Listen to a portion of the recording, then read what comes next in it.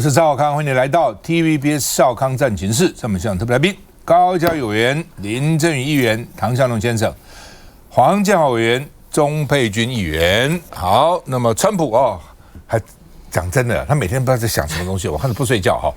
然后呢，又宣布了4月2号开始对进口美国的汽车加征25%的关税。而且说呢，一来就把这个台积电拿出来。你看台积电被我们威胁之下，就到美国设厂投资将近2000亿美金大家都来。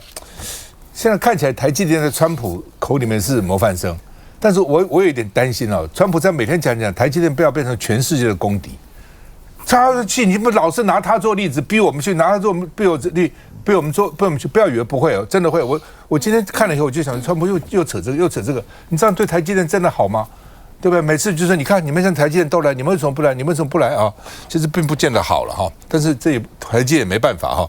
那要在美国卖车就来设厂那另外呢，这个川普宣布苛征25%的关税呢，零件都进去，零件都进来那这个零件进来的麻烦就是台湾汽车零件外销的不错，台湾汽车外销的不行，零件做的不错，什么灯啊什么一大堆做不错。有一次我在纽约，很多年以前在纽约坐计程车，那个司机把印度人、巴基斯坦就会问我说：“你从哪里来？”我说：“台湾。”台湾赞他讲 great。我说：“为什么 great？ 我的汽车零件都用台湾的，我如果用原厂零件多贵啊！我用这个台湾零件便宜，帮我省很多钱呢。”所以表示台湾零件出口出来不错。最近这个我们有一辆车修理那个厂就讲，你如果用原厂零件多少钱，用台湾的零件同样的品质多少钱，少了1/3到一半所以台湾汽车零件是蛮厉害，整车不行，零件不错那另外呢，《纽约时报》点名说呢，这个特斯拉可能成为汽车关税的赢家。马斯克说呢，冲击显著因为呢，这个反正就是说，他们说可以帮美国多了1000亿美金的税收，这么多那当然了，美国气的时候，因为美国汽车进口关税只有2.5%，那其他地方像我们台湾就可能16、17%，很多地方的汽车都欧洲也很贵，对，所以川普就是我要对等为什么你收我那么多关税，我只收你2.5%？因为美国最早是汽车王国，他根本打遍天下无敌手他认为说我哪怕你汽车外销到美国呢，都是我外销给你们结果没想到呢，这个现在已经此一时也彼一时也，今非昔比。现在很多外国的车也进口到美国去所以加拿大总理说，这是对加国的直接攻击 ，attack 直接攻击我们。为什么加拿大到美国卖的汽车是第二高的就是加拿大外销的第二高。那欧盟主席也说赶快要协商解决，因为什么？ BMW 什么奥迪什么 BM 什么宾士很多欧洲的车 Volkswagen 什么都外销到美国去嘛那所以呢，5大车商说惨了那台积电车用比例只占5%，影响也比较少。它现在不是只有车，连零件都要给你抽关税好，我们看一下。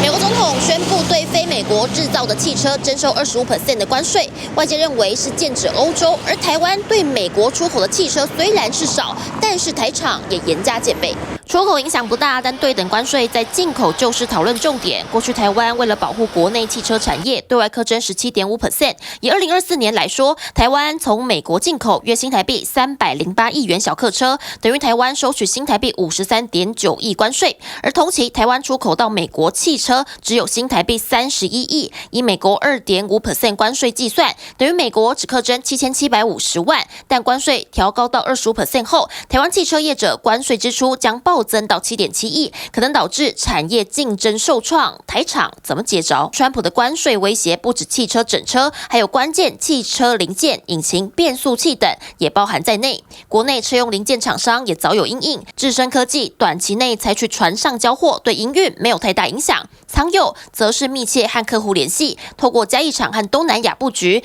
调整生产配置。还有沥青规划泰国、墨西哥当地台厂合作，降低风险。一些汽车的钢圈一些零组件一些大灯还有一些比较特殊的那个钢圈部分，台湾有很多出口。那这个可能会造成影响。汽车以外，台经院示警，农产品冲击也大。不过专家说，两国出口相似度不高，不一定有影响。川普关税大刀还在持续，台厂因应绷紧神经。好，那么风口浪尖哈，台湾被美国列为肮脏15国，多难听啊！肮脏15国，我们怎么肮脏呢？我们名正言顺呢，你们需要我们的东西，我卖给你，怎么变肮脏呢？哦，那到底多肮脏啊？什么意思？美国去年的前10大出超，大陆最多2950，已经少很多了啦。原来4、5千亿，我记得。墨西哥1718亿美金，越南、爱尔兰、德国、台湾。还是蛮前面，1、2、3、4、5、6，台湾是第6大，比日本还多卖到美国的东西出超那所以呢，你看加拿大最近被制裁加关税，加拿大其实比台湾还少所以呢，这个爱尔兰的总理去川普那边访问，到白宫被白宫当面教训说你们爱尔兰偷我们的怎么这样那样，把爱尔兰总理当面骂一顿所以台湾为什么可能会被报复？它的肮脏15国，我们是第6大那另外呢，所以汽车、农产品、汽车零件不是汽车了农产品可能影响比较大那另外呢，这个沙滩车，经济部说沙滩车我们大概卖了不少，没有列入加征清单，还好沙滩车我们在沙滩跑得不错那怎么办第一个呢，强化跟美国经贸合作。第二个呢，这个除了美国以外，其他的市场要去开拓。另外呢，我们的自己的竞争力要提高。香农怎么看？刚讲到台积电是模范生我不知道在座各位的感觉如何。我最讨厌模范生，念书的时候。你从没有做过模范生吗？没有，就讨厌模范生的，我觉得是人性是人类在求学时候的共识。就是模范总是带给人家一种莫名其妙的压力，而且大部分都不真实。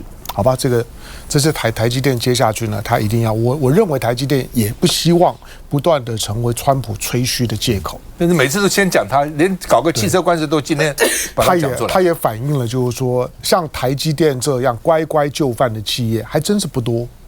所以呢，总是提台积电，而呢要5毛给1块的，甚至要5毛的给10块的，那更没有。就像小时候老师讲的。你看人家唐湘龙多用功，功课多好，你们到底搞什么？跟唐湘龙学一学，就这意思。对，就是当给10块的时候呢，台积电呢几乎呢把它的家底呢都已经搬过去了。以后会发生的变化，以川普这种操作的方式，4年之内，台积电跟台湾的关系都会呢出现了显著的变化。川普4月2号。还没有到4月2号，他已经宣布先从汽车关税而已加征25%，好吧？所有的这些汽车行业呢，其实这几年的时间，所有的汽车行业死猪也不怕开水烫，因为全世界的汽车行业前10名的，除了特斯拉之外，剩下的9家呢，几乎全部都在中国大陆。所以对于绝大部分的汽车行业，像你看到现在日本的3大车厂有2家呢要合并。连像这种我们过去呢，在台湾的尼桑，曾经尼桑5年前、10年前，尼桑都还非常风光的，可是现在呢，奄奄一息。川普会吸引到的是这样的车厂。它会导致美国的汽车产业弱上加弱，弱结合，然后呢，这种的近亲繁殖的结果，会使得美国的车业表面上来讲，好像因为我万不得已，我已经没有办法跟中国车竞争了，所以呢，我唯一的市场呢，寄望呢美国对中国的封锁。可当我到了美国了之后呢，美国未来看整个的汽车行业，它终究是电动跟自驾。是主流中的主流，与其去看川普这25%的关税，你不如好好的看到呢前2天呢才发布的，不管是 Tesla 或者是比亚迪的去年的财报，那才是关键性的讯息。就是去年比亚迪它的总营收第一次超过了 Tesla。那当它总营收超过 Tesla， 今年看看呢，比亚迪呢跟 Tesla 应该都有机会单一车厂突破1000亿美元，但是比亚迪。不是只有比亚迪，好，譬如说我常常跟我一起工作的陈凤金刚从大陆回来，我就讲他讲的故事。他去大陆的时候，他这次呢把电动车在深圳把过去我们传闻当中看新闻当电动，他几乎都搭了一遍。搭完了之后回来，他简单的结论就是说，他在台湾都不会想换车了。他觉得你开完人家电动车之后，那个性价比差太多了。可是这些除了你用封锁的方式不让中国大陆电动车进来，否则你几乎没有办法跟它竞争。川普现在呢，反正呢你不让中国电动车进来，你课它多高的关税，他也不叫他先不进去。海外市场呢已经够他经营了。我只觉得现在你看到的川普所行述的。美国用关税的大棒不断的敲打，他形容你脏是对的，因为美元是很脏的。当你赚美元赚太多的时候，就更脏。他所谓的肮脏15国，就是在整个的对美贸易当中赚美国钱赚最多的15个。但是现在用这种的关税的大棒爽一时大概是有机会的，但是过去美国又不是没有用过关税，又不是没有用过超级301。美国之所以之后呢，慢慢的呢，就是定下心来，就死了那个念头，就是过去所有用非经济的手段呢所操作出来的贸易秩序，最后证明对美国都没有好处，都没有帮助。他想要改变的势头都没有改变。所以川普现在说的，你听他的吹牛，听他吹嘘，他每次他都会用一个突发性的讯息，譬如说最近。当美国的国内所有的媒体呢都在关注乌龙事件的时候呢，他丢出个讯息把它盖过去，那都只是新闻上面的冲洗效果而已。不要以为它会改变目前全球车业的竞争。全球车业当德国的3大车厂呢都回过头。跟呢中国的车厂呢采取合作的方式，包括在软件的部分、自驾的部分，几乎呢全部中国化。未来的车企就只有中国跟美国的 Tesla， 但是美国现在吸引去的，基本上在美国都活不下去。就是中国的车便宜了，而且内装也不错哦。我听说内装非常不错，自驾的技术也非常好，包括计程车什么慢慢可能都是用自驾的方式哈。特斯拉在上海设厂，特斯拉其实。改善了不少，为什么？是跟中国学的，也受到中国的压力。你不改善不行，你没有办法去竞争嘛。但在那边改善也会带回他美国的本土去啊。所以呢，这你自己不进步哈，那就没有办法，这没办法的事情。休息一下再回来。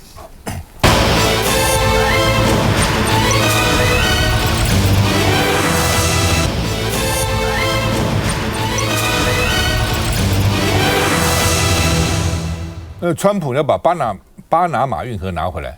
不惜出兵都要把它拿回来，说当时呢，卡特那个笨蛋把巴拿马呢运河呢给了巴拿马，这些是我们的。我们当时呢建巴拿马运河呢死了好几万人，也死的也不是美国人哦。到现在呢，为什么给他啊？而且被老共控制了啊！像老共怎么控制呢？就是这个李嘉诚啊，长和集团，他在全世界20几个国家控制了将近40几个港口，就他做生意嘛，他就做生意嘛啊。那说习近平很生气，这本来是我们谈判的筹码，那么就把它这个都卖了呢？那我们还有筹码吗？对，本来是让一点拿一点啊，现在没有这筹码就少掉一个嘛啊。但是呢 ，Bloomberg 说呢，还是按照计划进行。哦，说李嘉诚呢根本也没有那么在乎北京，为什么？李嘉诚在大陆的投资现在只剩他投资的5%而已。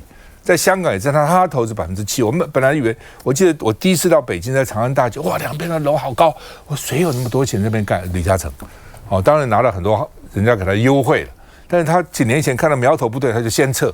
我说这人很厉害，他就先撤，哦，这已经这个几乎把他的投资都撤掉了啊。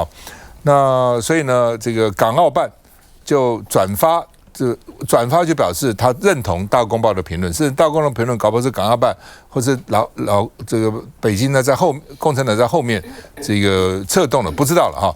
他说这个营建商就讲李嘉诚不顾国家的利益，终究会自毁基石。你把你的基石都毁了，你将来你生意怎么做啊？哦，这个皮之不存，毛将焉附，就这个意思哈。而且呢，港府也传出来要讨论说是不是有解决方案，所以呢一直当之前说是有变数，但是今天呢外媒传出来说继续卖啊。那北京下令国企呢暂停与李嘉诚家族合作，所以呢我们给你那么多方便那么多好处，就你还这样吃里扒外，不跟你合作了，让你在大陆上没有什么好处了。虽然只有5%也很多啊，也不少啊。那另外呢，他们为什么一直这个那么在意巴拿马？那现在另外呢说，是不是北极也会开辟一个新的航道？哦，那到底怎么样啊？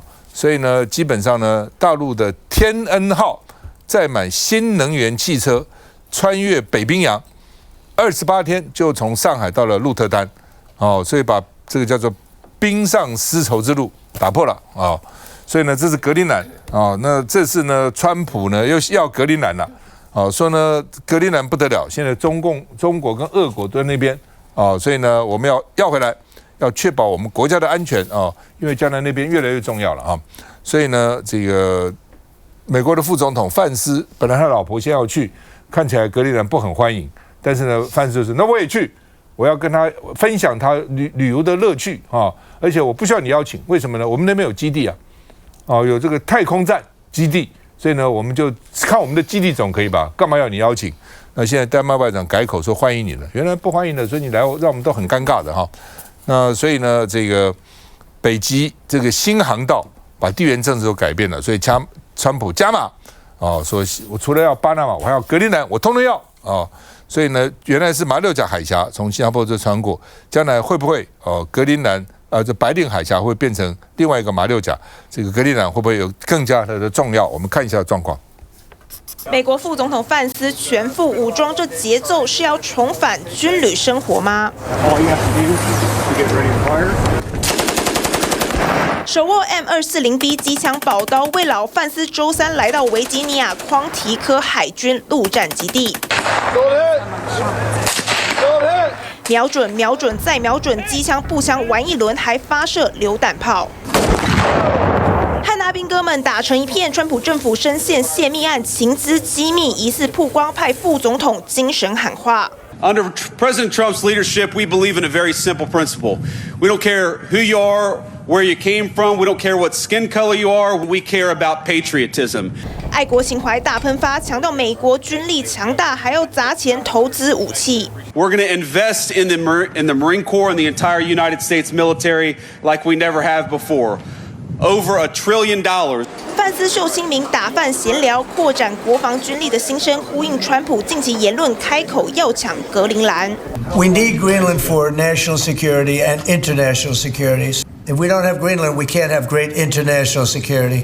这周还想亲门踏户，副总统和夫人周五拜访格陵兰。好，我们看到将格陵兰这条航道打穿了，而且他们是很怕大陆，因为大陆说我的破冰船很厉害，一去冰都给你破了哈，所以呢，只要从中国经过这格陵兰到纽约，一下就到了缩短航程，缩短很多哈，运费也节省很多然后呢，这个时间也减少很多哈。来，建豪，我觉得如果从这个巴拿马运河这事情来看，李嘉诚呢，他应该是个标准的商人的思维在看这个事情啦。因为过去大家评估说，之前有消息传出来说，这个估值，这个卖他港口的估值大概就105亿美元，那后来现在卖给贝莱德则有卖了190亿所以就在商业角度上来讲，我想对李嘉诚来讲，它是一个很合理的一个投资。那我觉得他也是利用这个机会跟借口，他很想摆脱这个中美之间现在有点对峙这种关系。因为其实确实，他如果依旧持有这个巴拿马这个港口的权利的话，对他来讲也是有困扰。怎么说？因为其实你可以看到，光是他现在要卖的这件事情呢，我想中共政府他就能够去威胁他或影响他。那对他来讲，某种程度上也坐实了说，我的港口，我的全球的生意是不是也会受到这个中国政府的影响？那我想这样子的形象，或对他在其他国家的生意来讲，我确实也觉得会有影响。就是如果其他政府怀疑说因为你受到这个中国政府的压力，所以我们的巴拿马港口的问题没办法解决的话，那你在其他国家的港口的投资，是不是同时也会受到这个中国政府压力，会受到美国政府的压力，会导致其他国家当地的利益受损？所以在这个事情上面，我觉得这个李嘉诚是利用这件事情来脱身。好，所以我觉得这个部分也是未来我们想在这中美对峙的情况下，我想台湾这边也该去思考一下，我们要怎么样好在这个两强之间的这个斗争当中，我们能够找到自己生存的方式。那我再简单回应一下刚刚提到那个美国要克这个汽车关税的部分，确实虽然经济部有讲，不同部讲说我们沙滩车不会受影响，但是其实说真的受影响的是我们所谓的零组件的部分，因为像台中的部分，其实台中有非常多的中小企业是汽车零组件，车灯也好，保险杆也好等等的，那个产业大概在台湾大概在31亿美元左右这个金额，所以其实如果这件事情关税克了之后，我想对于对台湾的很多这种中小企业的影响是非常非常直接的。那我想除了提到说经济部他们突然提到说我们可以去加强这个什么台美之间的这些贸易逆差、贸易关系能够加强更多经贸往来，但是实际上就是说，那要透过是不是要买更多东西去换这个东西，那这样划不划算？那第二个，我觉得也要去思考，其实从其他国家的角度来看，虽然川普先抛出这个议题，但是这个美国的汽车江河日下是事实嘛，就是它的汽车产业确实过去有强盛一段时间，那这几年下来，其实都已经被什么欧洲车、加拿大都是日本的等等打趴了，所以我们是不是要确定要去迎合这件事情？我觉得这是会思考一下。我觉得川普在这个事情上面，他在做极限施压，但是我觉得全世界各个有汽车厂要去贩卖的有市场需求的国家，会不会真的全部就范？这个我觉得还要待观察。所以我觉得我们在这个事情上，台积电已经在眼前了。那这个汽车这么多中小企业在处理这个事情上面，我们是不是要真的第一时间就表态？我觉得这是经济部要去思考的问题。台中除了汽车，工作机也很多，没错。工作机来原之。因为李嘉诚他当然是我觉得商业嗅觉非常灵敏的一个商人啊。其实他这几年呢，像从反送中开始就已经把那个对中国大陆的投资都移到海外去了嘛。那现在他当然要避免自己变成地缘政治有风险嘛，所以就要卖这个巴拿马的这个运河。那而且因为川普有说话啦，因为他现在很多资产，比如说屈臣氏啊或加拿大石油公司都在海外嘛，所以如果说真的川普对于这些企业做什么手段，我觉得他当然会担心啦。那现在就是看说中国政府有没有办法对他有什么强制力，看起来好像如果是在商言商的话，他可能也不是很怕啦。好，所以那再来就是李嘉诚他虽然是香港籍，但是他也有加拿大国籍，他2个儿子也是加拿大国籍，所以他其实非常灵活啦。我觉得中国政府或者其他人要影响他的筹码也没有很多，但这也就凸显就是其实不管是商人也好或政府也好，面对川普上任，其实大家都有做出一些因应。那台湾这边到底有没有？我们看到川普他们把台湾列为肮脏15国，其实我没有看到政府官员有出来批评这件事情，我只有看到杨金龙，就是央行总裁杨金龙，他说怎么可以讲我们是肮脏15国？这个完全没有不公平的贸易，这个就是互惠。我觉得杨金龙讲得非常好。可是除了杨金龙之外，其他的相关的财经部会或者是我们的总统行政院长，并没有针对这个台湾的贸易说几句话，说句公道话。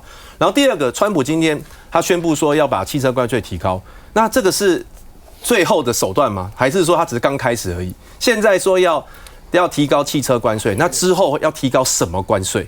那政府有没有针对这些做过沙盘推演？我们今天早上在立法院财政委员会就是安排财经部会到立法院来报告针对肮脏15国的一些因应之道。我有去问，然后我问财政部长，财政部长他也答不出来，他就是不断绕圈圈，说我们已经盘点了，我们开过座谈会了，什么什么。那我说那结论呢？措施是什么呢？就又绕回去，我们已经盘点了，我们已经有开过座谈会，就讲不出个所以然。可是我看各国政府其实都有拿出一些措施出来譬如说像加拿大就很明确讲，就是说如果美国要提高关税的话呢，那他就要取消对特斯拉的补助。那为什么要针对特斯拉？因为马斯克就是川普的很重要的一个帮手嘛，就是说，然后欧盟也是一样啊，欧盟他们也讲啊，他说对于这个东西对于川普提高关税表达遗憾，那他们也会有相关的措施。那台湾政府嘞，现在大家很担心，就是那台湾政府的措施是什么？因为怎么样保护产业？到目前为止，我觉得大家都没看到。我们希望政府可以真的具体拿出办法出来了。我看我们的措施就是没有措施。也不变应万变要不然就喊到美国去买这个买那个，其实买的也都蛮有限的然后另外就是买天然气，将来可能这个如果美国压力大呢，我们会不会呢这个核1、核2、核3厂要再去买美国的设备等等。美国设备不外是这个 General Electric 就是GE跟这个 Westinghouse 西屋，都就这2家所以呢看起来这个我觉得我们招很有限。那大家现在在讲说下一步可能是半导体啦，晶片了。那很多人就是台积电能不能这个就因为已经投资了嘛，将来有几种可能。第一种说台积电虽然投资，在美国的不课税，在台湾外销的我还是要你课税，而且看起来不是只有成品课税，你那个零件都课税。那另外呢，如果台积电不课，其他的怎么办？我们不只有台积电了，其他的这个相关业者会不会被课？这是另外一个下一步可能要密切注意的问题。我们休息一下再回来。